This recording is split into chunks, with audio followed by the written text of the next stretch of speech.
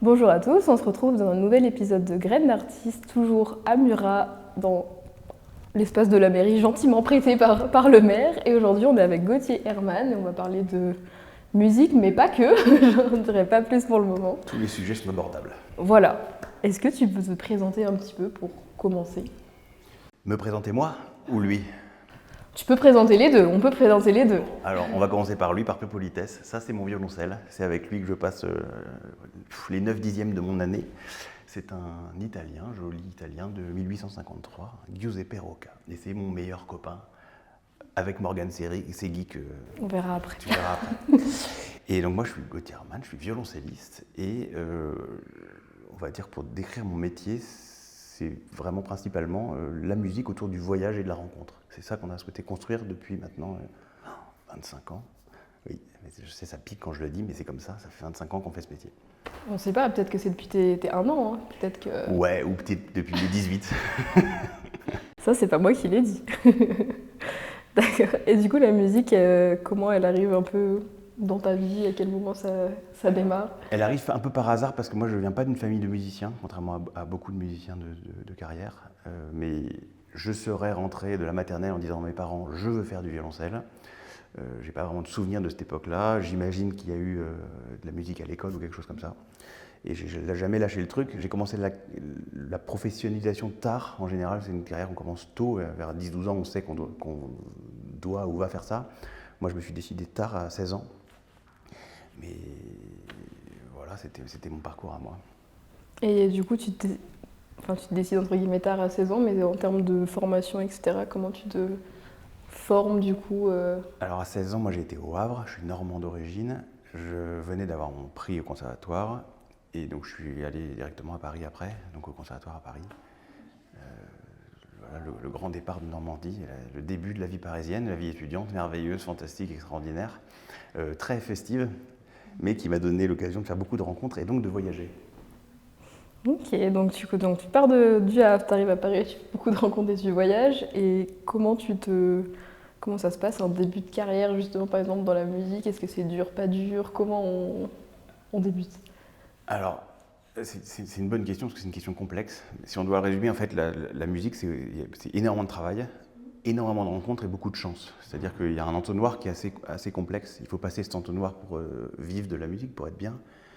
Donc ça, il y a vraiment une grande part de chance aussi. C'est les rencontres, savoir les saisir, beaucoup travailler. C'est un travail colossal, énorme. Et puis ensuite, c'est des choix. C'est-à-dire qu'en fait, quand on est au conservatoire, on ne nous apprend pas forcément. Quand on sort du conservatoire, on ne sait rien faire. On sait juste jouer, mais on ne sait pas ce que c'est le métier de se vendre, d'aller rencontrer les gens, savoir ce qu'on veut faire. En gros, on nous dit soit tu vas être prof, soit tu vas rentrer dans l'orchestre, soit tu vas être soliste. Soliste, un vrai soliste, il y en a, allez, un tous les 10 ans qui sort. Voilà, les musiciens d'orchestre, c'est un métier très particulier que moi j'ai jamais voulu faire. Et après, il y a la musique de chambre, qui est cette espèce d'élément un peu sans formation spéciale. Donc moi j'avais un trio à l'époque, j'ai fait beaucoup de concours internationaux, on en a gagné pas mal, ce qui nous a permis aussi d'être invités et de créer du réseau. Après, c'est que du réseau.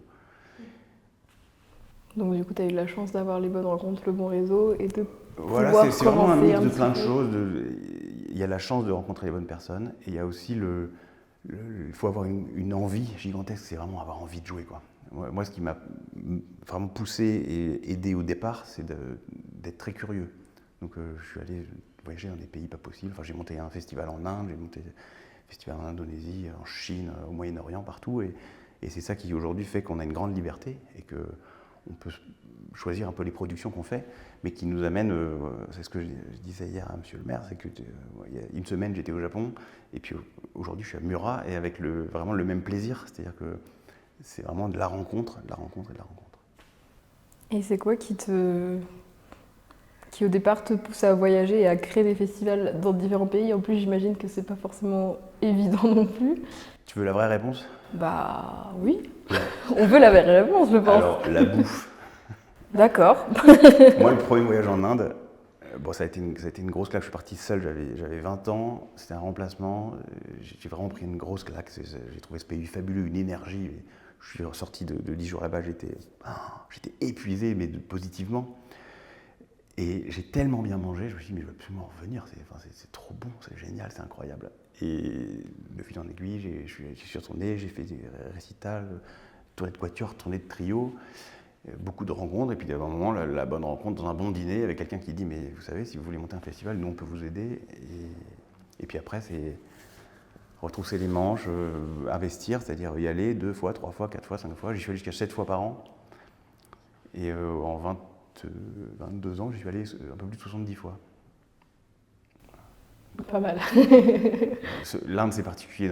Moi, j'ai grande passion. J'ai 2 enfants. Ma grande fille, elle s'appelle India. Enfin, c'est vraiment passion absolue.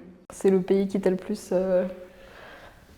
Oui. attiré. Ouais, et puis c'est le pays qui a ouvert plein de choses. C'est-à-dire que l'Inde a cet avantage vraiment exceptionnel de te faire comprendre que tout est possible, à condition que tu acceptes que ça ne va pas forcément se dérouler comme prévu. Et une fois que tu as appris à travailler en Inde, ce qui est quand même... Enfin, on a travaillé dans 53 pays, c'est le pays le plus compliqué possible, imaginable. Mais une fois que tu sais faire là-bas, tu sais faire partout. C'est-à-dire que pour aller de là à là, c'est pas forcément comme ça qu'il faut faire. Ça peut être comme ça, et ça marche aussi. Oui, chemin tout droit, ça n'existe pas. Ça ici, en Allemagne. Bon, bah... Je joue pas en Allemagne. Ah, parce que c'est tout droit. Non, et pourtant, Beethoven est mon 2e meilleur copain. Oui, c'était la question de quelles étaient tes inspirations, idoles dans la musique. Alors, on a cru comprendre qu'il y avait une petite part pour Beethoven. Ouais, alors Beethoven, c'est comme ça. C'est comme la littérature, la peinture, la sculpture. Il y a des gens qui te parlent. Moi, le langage beethovenien, c'est toujours quelque chose qui m'a touché. Enfin, c'est de la ligne directe. Pour le coup, il n'y a pas de détour. C'est direct dans mon cœur et c'est ce que j'aime jouer, c'est ce que j'aime écouter. Alors évidemment, c'est autour de plein d'autres, hein, de Debussy, Ravel, Fauré, Schumann, Haydn, ça me va très bien aussi, mais Beethoven, il y a une accroche particulière. Voilà. C'est mon copain, quoi. Il y a des bons copains dans ce podcast. Et justement, comment est-ce que tu emmènes ton fameux copain en voyage? Parce que quand même, on a cru comprendre que l'avion, c'était particulier. Donc je pense qu'il faut que tu nous expliques le voyage. Le voyage qui est quand même l'ADN, en tout cas du métier que je me suis construit ou qu'on s'est construit avec notre petite bande d'amis. Donc un violoncelle, c'est vrai que c'est toujours compliqué. Donc par exemple, c'est 2 places d'avion, il faut le savoir. Parce que évidemment, c'est un vieux monsieur qui est très très fragile. Il ne supporterait pas d'être manutentionné par d'autres, d'être laissé au soleil, de tomber. Et donc c'est toujours 2 places d'avion avec des compagnies aériennes qui n'ont pas jamais les mêmes règles. Donc c'est beaucoup de travail. Je pense avoir vraiment si je devais cumuler le nombre d'heures passées au téléphone avec les agences de voyage, je pense qu'on arriverait sur quasiment on va dire un plein temps d'employé de mairie. Respect, pardon. Et voilà, donc, et puis ensuite, voilà, c'est compliqué dans les trains, c'est compliqué dans les hôtels. Les voyages avec des vieux instruments, c'est aussi dans des pays chauds, avec très humides, et puis la salle qui est ultra climatisée, et puis la sortie de la salle où il fait 40 degrés, et puis de nouveau l'hôtel qui est très... Donc c'est aussi un ajustement pour eux d'apprendre à voyager avec nous. Mais plus le temps passe, plus il s'habitue facilement. En fait, il grandit avec moi aussi, enfin, il évolue avec moi. Et j'évolue avec lui. Hein. C'est important. Ça marche dans les 2 sens. Et justement, du coup, est-ce qu'il y a une espèce de... Enfin, est-ce qu'il y a des techniques, est-ce qu'il y a quelque chose de particulier, par exemple, pour conserver justement des instruments comme ça fragiles, entre guillemets Oui, après, quel que soit le voyage ou pas, déjà c'est y faire très attention, c'est pas de secousses, pas de coups, penser si jamais il va être dans la clim pendant X temps ou dans les avions à mettre un humidificateur dans la boîte. Voilà, faire super attention, jamais de soleil dessus, jamais. C'est-à-dire que si on répète les festivals d'été en plein air, il faut que l'organisateur ait prévu une tente, un parasol, quelque chose. Voilà, c'est des petits détails qui font qu'ils se comportent bien. Du coup, tu aurais pu nous emmener un petit humidificateur pour là qui fait chaud quand même. J'en ai un, mais je l'ai bu, j'ai trop chaud. Bon, c'est pas grave. La prochaine fois, on sera mieux préparé. Et du coup, à quelle fréquence tu voyages justement? Et tu nous as parlé de ta famille. Donc ma deuxième question, c'est est-ce que tu pars avec, sans eux? Comment tu gères ces allers-retours entre tout ça? Alors, il y a eu 2 choses. Donc moi, j'ai rencontré ma femme très jeune au conservatoire. Donc on est ensemble depuis 24 ans. On avait 17 et 18 ans. Et avant d'avoir des enfants, on n'avait pas trop de règles, c'est-à-dire que les tournées se présentaient comme elles se présentaient, et s'il fallait qu'on parte 3 semaines, on partait 3 semaines. Le jour où on a eu notre première fille, India, on s'est mis d'accord que, sauf cas exceptionnel, mais on a vraiment essayé de le réduire à peau de chagrin, c'était 12 jours maximum, voyage compris. Ce qui nous permettait de ne pas créer... Enfin, ça a été un choix de carrière pour nous, de se dire notre famille, c'est la priorité absolue. Et donc, on a fait ce choix de vraiment faire attention, de prioriser la famille. Après, si on part plus longtemps que ça pour une tournée importante, on emmène les enfants. Voilà, donc mes filles, elles ont déjà, je sais pas, elles ont 13 et 11 maintenant, donc elles ont déjà 3 passeports avec, je sais pas, 12 ou 13 capitales. Elles ont déjà beaucoup voyagé, moi j'adore les avoir avec moi, elles adorent voyager aussi. Et comme ma femme est musicienne aussi, elle est violoniste, ça nous permet, alors on fait beaucoup de tournées ensemble, mais aussi beaucoup de tournées séparément. Donc après, les rendez-vous agenda chez nous, c'est ministériel, quoi. Voilà, on se met devant un ordi et puis ça dure 3 heures, quoi, pour régler à peu près, on a toujours 1 mois et demi d'avance pour savoir est-ce qu'on prend les enfants, est-ce qu'on les prend pas, est-ce qu'elles vont à l'école, est-ce qu'on leur fait à manquer, est-ce qu'on a besoin de grands-parents, de babysitters, c'est de l'organisation. Ouais, j'imagine que deux artistes, ensemble ou pas sur les tournées en plus, ça doit être compliqué à s'organiser. Est-ce qu'il y a C'est vous qui contactez par exemple pour les festivals, etc. On vous contacte, est-ce que c'est les deux? Comment ça s'organise? Comment tu planifies ou qu'est-ce que tu arrives à planifier? Quel terme on va dire Alors le terme, c'est une bonne question parce que ça a changé. Donc avant le Covid, on avait, sans avoir le détail absolu et précis, mais en gros on savait entre 18 et 24 mois à l'avance où est-ce qu'on était. Donc on avait à peu près 2 ans d'avance. Je savais, voilà, dans 18 mois j'ai une tournée en Inde, j'avais pas forcément les dates précises de chaque jour, mais je savais que j'avais 2 semaines bloquées là ou 10 jours bloqués là, etc. Depuis le Covid, les choses se sont resserrées, c'est-à-dire qu'en fait on sait moins à l'avance, là on a à peu près 1 an d'avance, mais ce qui change beaucoup la donne, hein, ça fait une vraie différence aussi dans la sécurité du musicien. Donc, alors nous on a la chance avec Mathilde, ma chère et tendre, de pas avoir que ça fonctionne bien, on a suffisamment de concerts. Mais mine de rien, ça a créé de l'instabilité, cette pandémie, parce que les gens s'engagent moins à l'avance. Ça ne veut pas dire qu'il y a moins de concerts, ça veut juste dire qu'il y a moins de préparation, d'anticipation. Donc ça a aussi un petit ricochet sur notre vie de famille, l'école, etc. Parce qu'il y a aussi beaucoup de choses qui se créent en dernière minute. Ça n'arrivait pas avant, ça arrive aujourd'hui qu'on reçoive un mail ou un coup de téléphone. Bonjour, il y a un concert à Riyad ou à Dubaï, c'est dans 15 jours. Voilà. Et bien sûr, on y va. C'est de l'organisation, avec une petite famille. Oui, donc, prêt à sauter dans le premier avion, mais voilà, à faire les valises des enfants et le mot à l'école si besoin. Le mot à l'école. Alors au collège, ça passe un peu moins bien, là, mais bon, on s'en sort encore. Ouais, c'est ce que j'allais dire, tes enfants, ils arrivent à suivre le côté scolaire et voyage, je ne sais pas à quelle fréquence ils viennent avec vous, mais du coup, Alors ça dépend, par exemple les festivals d'été, ils viennent avec nous quasiment tout le temps. Donc ça c'est pratique. Après dans l'année ça dépend aussi de la destination. Pour le Japon par exemple ils sont pas venus parce que elles ne sont pas venues parce que c'était aussi beaucoup d'organisation pour nous sur place. Voilà, ça dépend. Alors maintenant mes 2 filles sont musiciennes aussi. Ma grande fait du piano et du chant, ma petite fait du violon. Et donc on a monté des concerts famille qui marchent très très bien.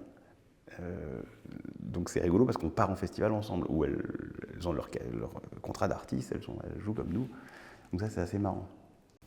Donc comme quoi, les chiens les artistes, c'est ça. Les chiens font pas des chats. Ouais. Ah non, pas toujours. Il y a un truc, c'est vrai que nous il y a toujours des instruments à la maison. Donc moi mes filles quand elles avaient 3 ans, je prenais une raquette ou un ballon, elles prenaient un violon et voilà. Non, mais c'est super de pouvoir faire des concerts en famille, je pense. C'est un beau projet et c'est vrai que le projet marche bien. Et donc c'est rigolo parce qu'on a déjà fait une tournée en Inde ensemble.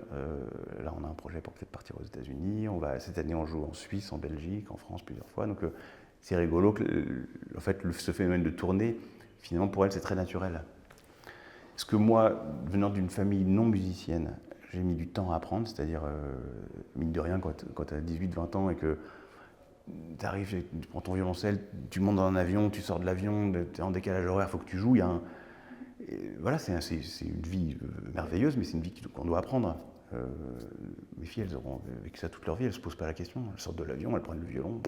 Plus de fuseau horaire. Ouais, ça fonctionne. N'importe quelle heure elles jouent. Ça joue, c'est très bien, c'est normal. Non, c'est super. Et du coup, est-ce que dans les différents pays, il y a une espèce de J'allais dire, dans la réception du public, est-ce que peu importe le pays, c'est reçu pareil, c'est par exemple votre type de musique, ou est-ce que des fois, selon les pays, tu sens un... Est-ce que c'est universel ou pas? Ma question est très mal formulée, mais... Non. En fait, c'est un mélange de deux choses. Donc, à la question, la musique est-elle universelle? Très clairement, oui. C'est-à-dire que moi, j'ai joué des quatuors de Mozart au fin fond des bidonvilles en Inde, ou devant des gens éminemment fortunés ou cultivés partout dans le monde. La musique, elle est toujours bien reçue, et qu'on soit très connaisseur, pas connaisseur, ou carrément devant des gens, enfin, dans les bidonvilles à Chennai, à Bombay, les gamins n'avaient jamais vu de violon, quoi, et encore moins entendu Mozart. C'est très facile d'accès, beaucoup plus facile que la peinture ou la sculpture. C'est-à-dire que la peinture, ça peut pas du tout parler, ça peut ne pas émouvoir pour d'autres raisons, mais il n'y a pas d'accessibilité. La musique, c'est de la vibration, et la vibration, ça parle à tout le monde, tous les corps vibrent. On l'entend, que ce soit les tympans, le corps, la peau, tout. Donc c'est très universel.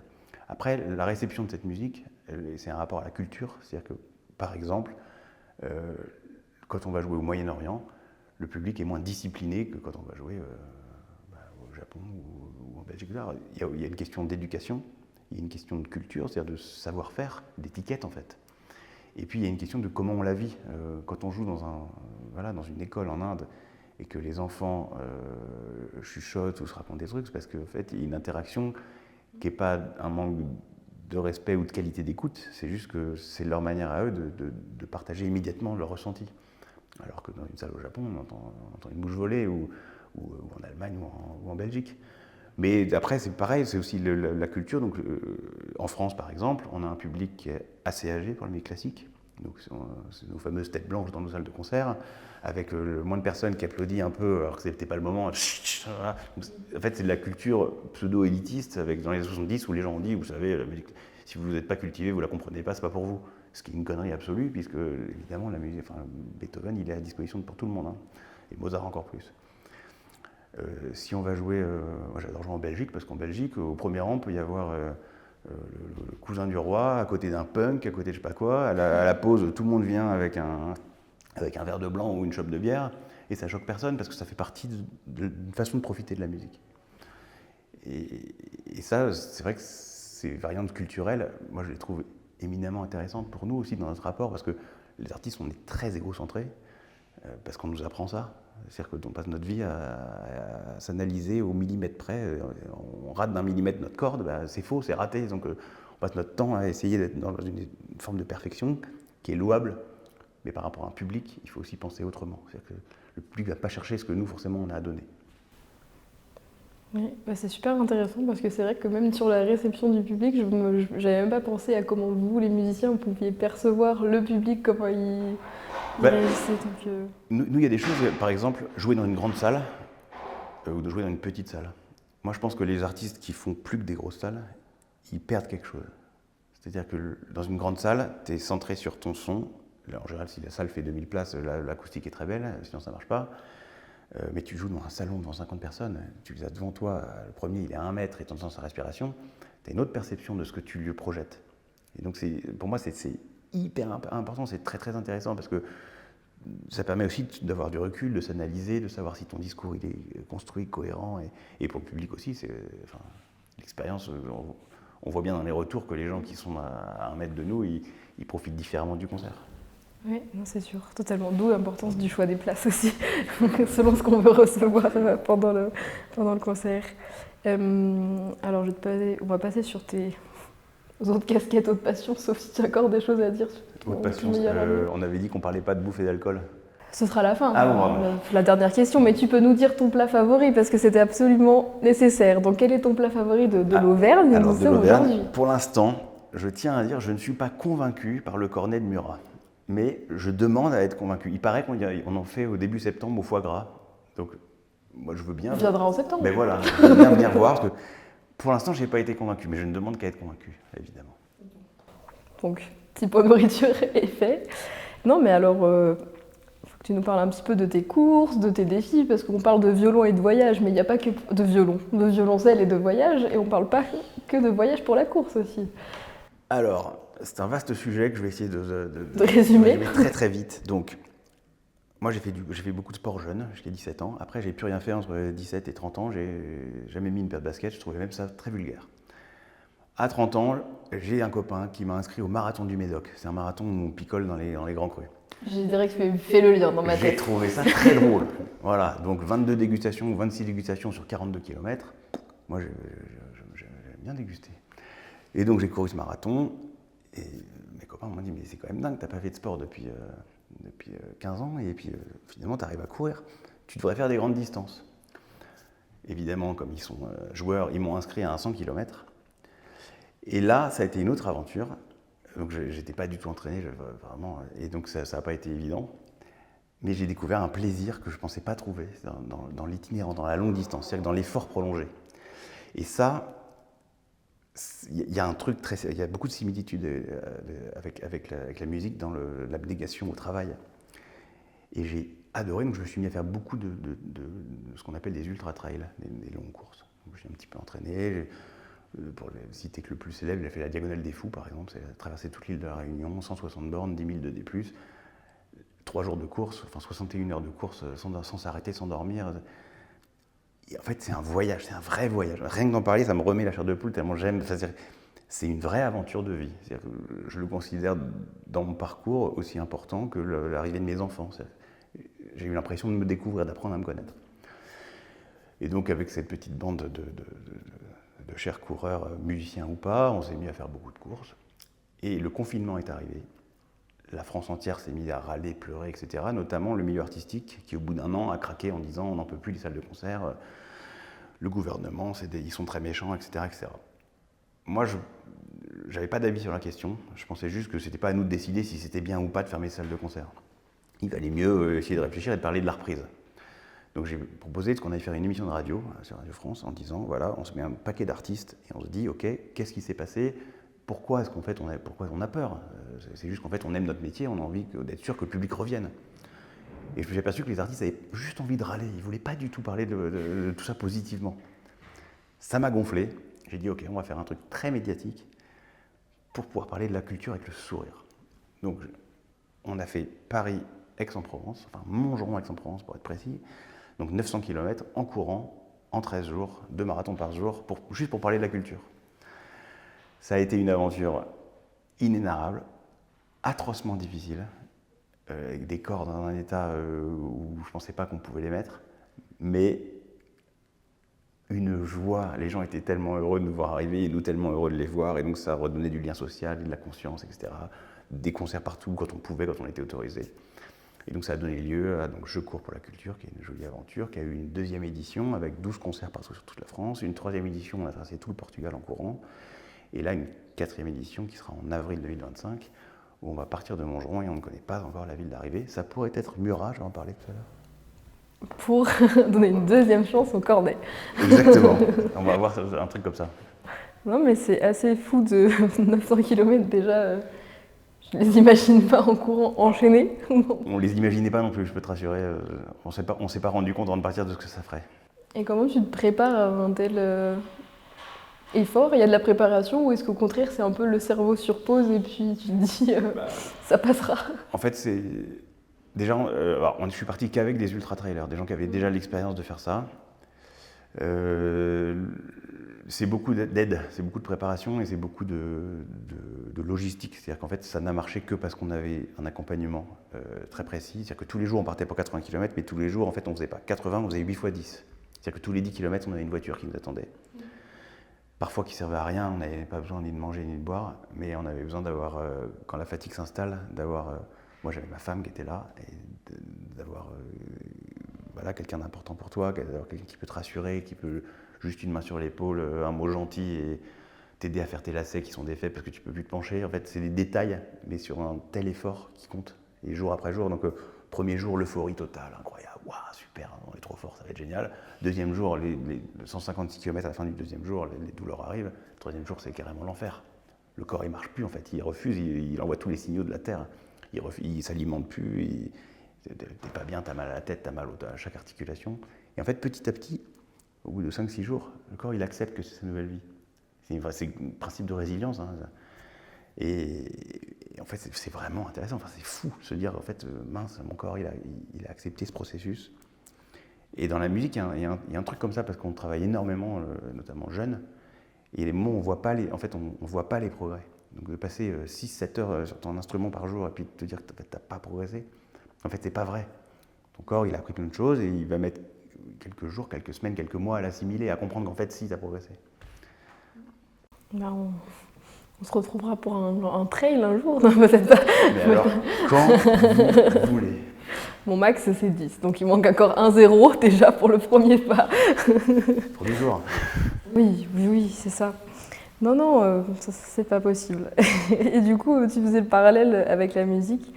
Et justement, on se demandait, est-ce que entre, par exemple, finir un événement, une course comme ça, ou par exemple finir, je sais pas, un gros concert, ou même quand tu as gagné des prix, est-ce que c'est les mêmes, j'allais dire, joie ou accomplissements, ou est-ce qu'au contraire c'est différent? Comment tu... Je ne saurais pas répondre à cette question parce que... Trop dur. Non, c'est parce qu'en fait, les concours qu'on a pu gagner, par exemple, je les ai gagnés jeunes, j'avais 18-20 ans, alors que ce plaisir de course, je l'ai eu plutôt vers 35-40. Et donc, on n'a pas évidemment la même façon d'aborder le succès ou le plaisir ou le vin. Et puis aussi, c'est arrivé, enfin, la course, moi, c'est arrivé après mes enfants. Et enfin, clairement, la conception du bonheur, il y a l'avant et après, enfin, en tout cas pour moi. Donc, avant de trouver quelque chose qui puisse égaler le bonheur d'avoir des enfants qui vont bien déjà, il y a quand même un truc de relativisation. Quand tu as 18 ans et que tu gagnes un concours, tu as l'impression d'être Nadal, quoi. T'es le maître du monde. Voilà. Et puis tu as aussi après, je pense que ça dépend des gens, mais le mauvais goût de trouver ça normal. Tu gagnes un concours, tu te dis c'est normal, j'ai été le meilleur. Quand tu as 40 ans, tu te rends bien compte que tu l'as gagné, et que c'était un gros coup de chance et tu aurais pu être l'autre. En plus, à la rigueur, sur une course 500 mètres, celui qui arrive premier, il court plus vite. Sur un concours de musique, c'est qui le meilleur? Enfin, c'est subjectif, quoi. Donc, à 18 ans, tu as l'impression que ça t'est dû, et donc tu es un peu pédant et fier de l'avoir gagné. C'est normal, quoi. J'ai bien joué, j'ai gagné. C'est pas ça la vie, en fait.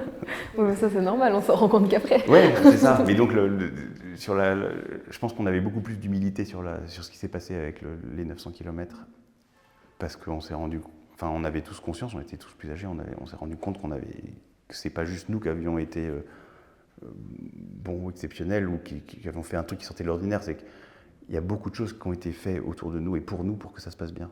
Donc, il y a un peu d'humilité qui s'ajoute.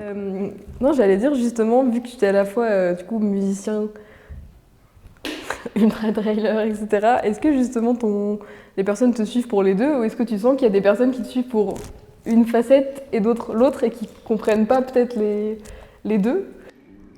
Alors...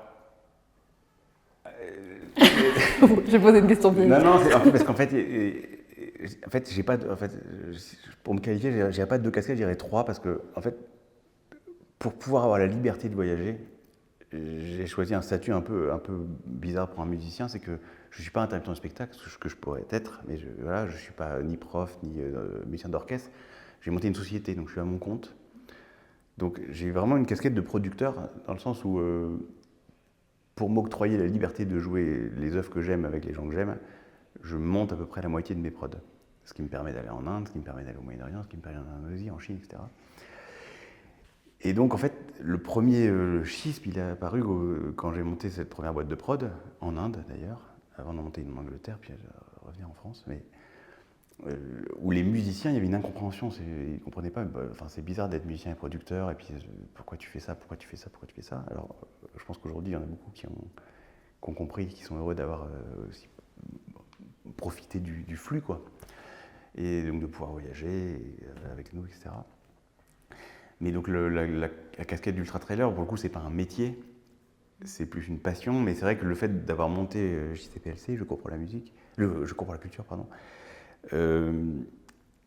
ça interpelle certains qui se disent mais enfin, c'est bizarre ton festival, enfin, tu cours 80 km, tu joues le soir, nous on court pas, comment on fait pour se greffer au truc, etc.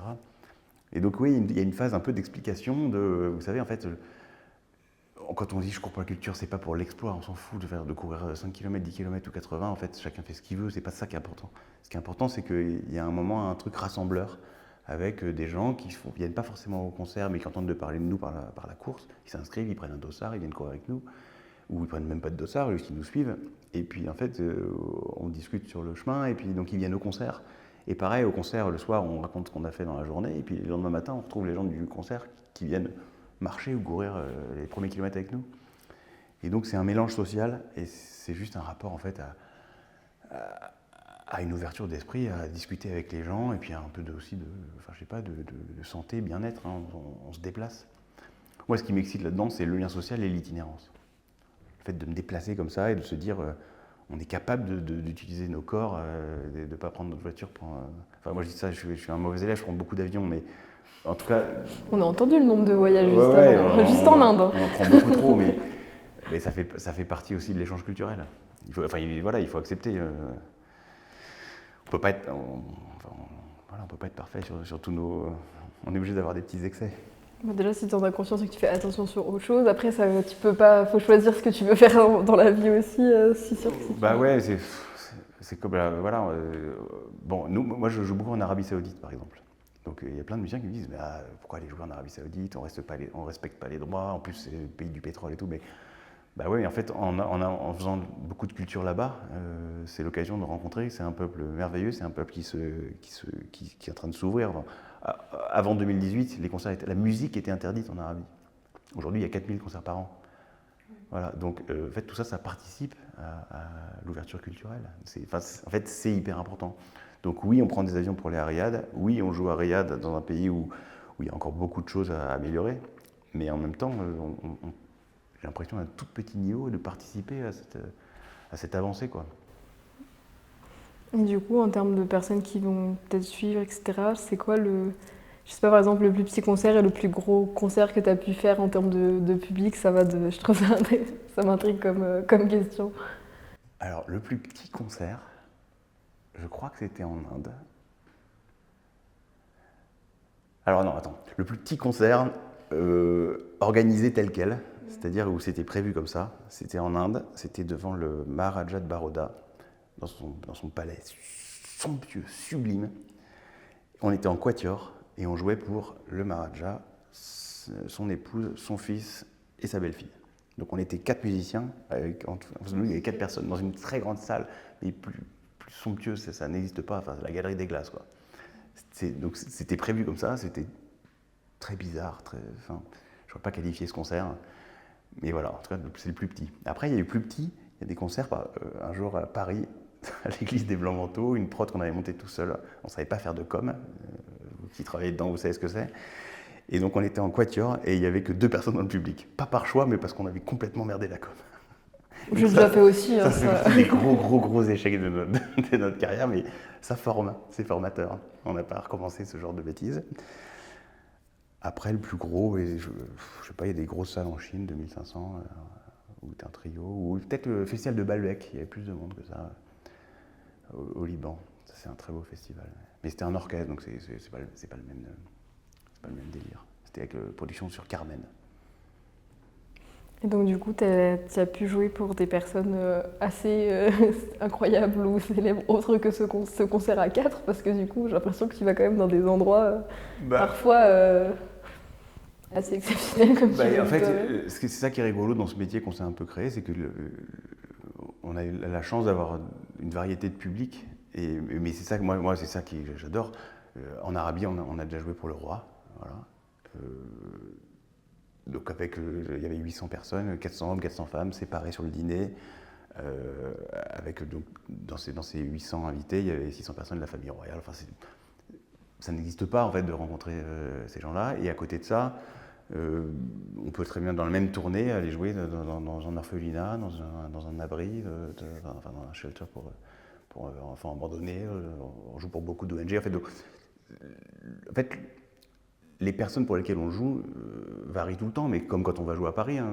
Quand on joue à Paris à Gaveau ou à Cortot, on a principalement des gens aisés qui ont l'habitude du concert et cultivés, etc. Et puis si on va jouer dans un petit festival au fin fond de la Creuse, on n'aura pas le même public. Mais c'est ça la magie avec Mozart et Beethoven, c'est que ça parle à tout le monde. Ça dépend juste comment c'est amené. Et on t'a bien distribué les tracks ce matin, donc normalement il n'y aura que du bon public ce soir. Ça, ce soir, le concert est particulier. Hein, oui. J'adore, mais c'est un autre univers encore.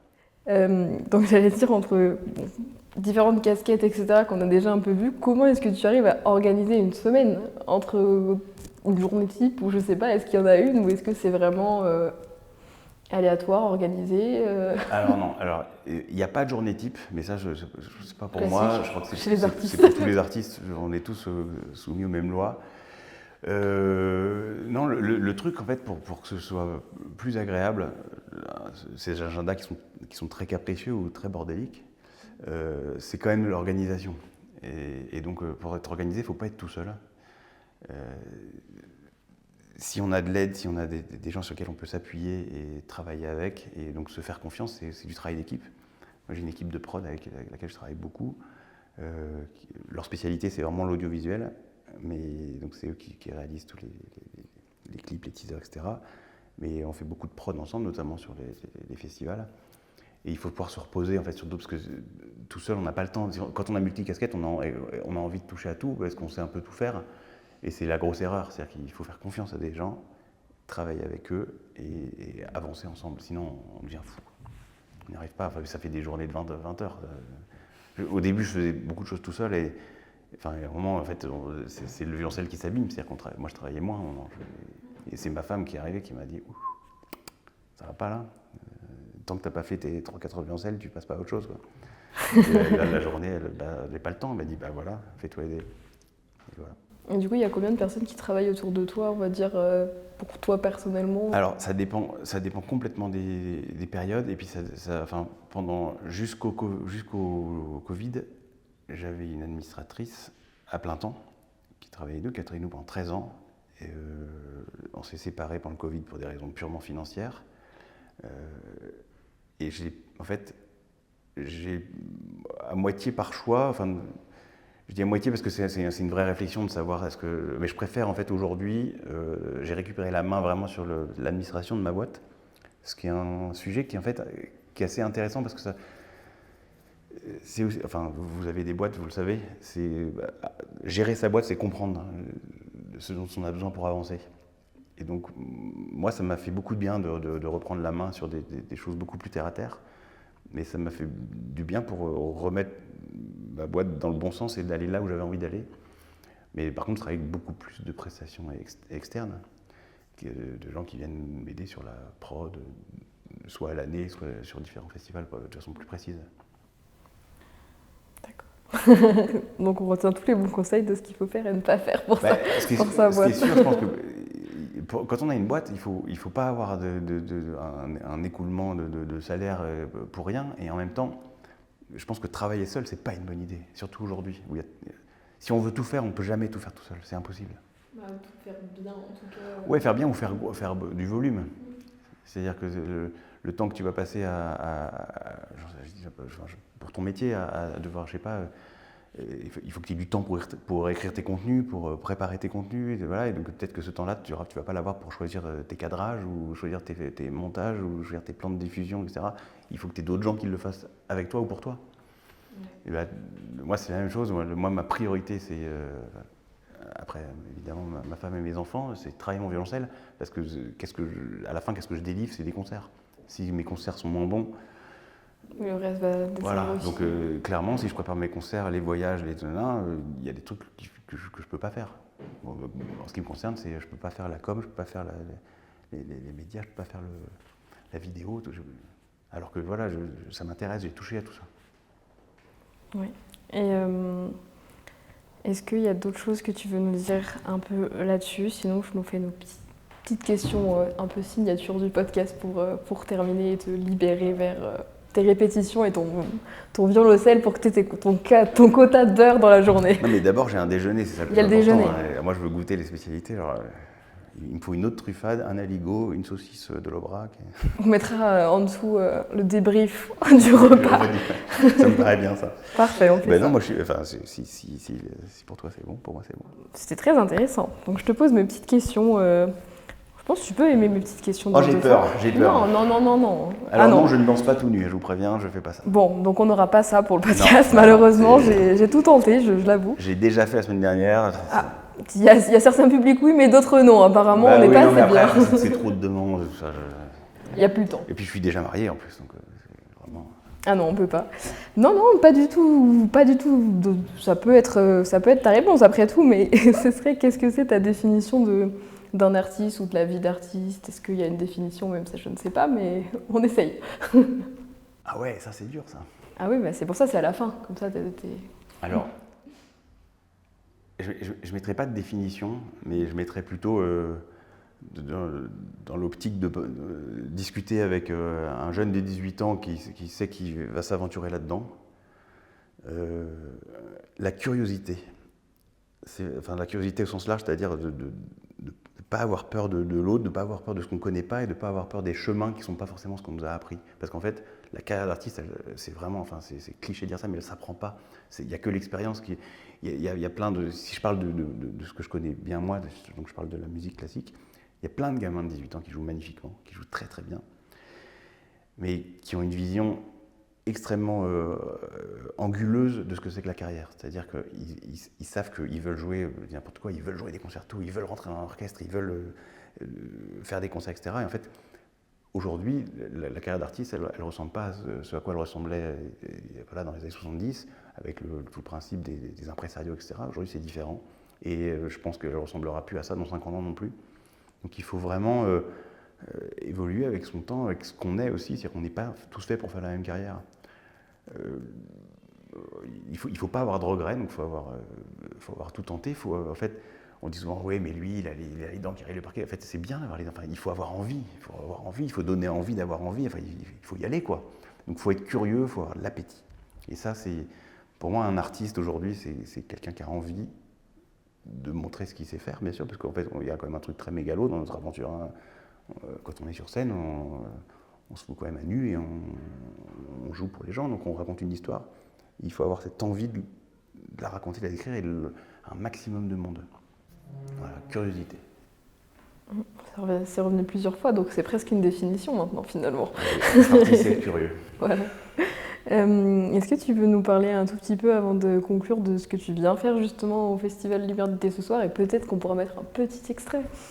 Alors, petit extrait ou grand extrait à valider par nous, bien sûr. Ah oui, bien alors sûr. Ce soir, je viens faire un concert que j'adore. Alors pour le coup, je m'éloigne un peu de mon champ de compétences.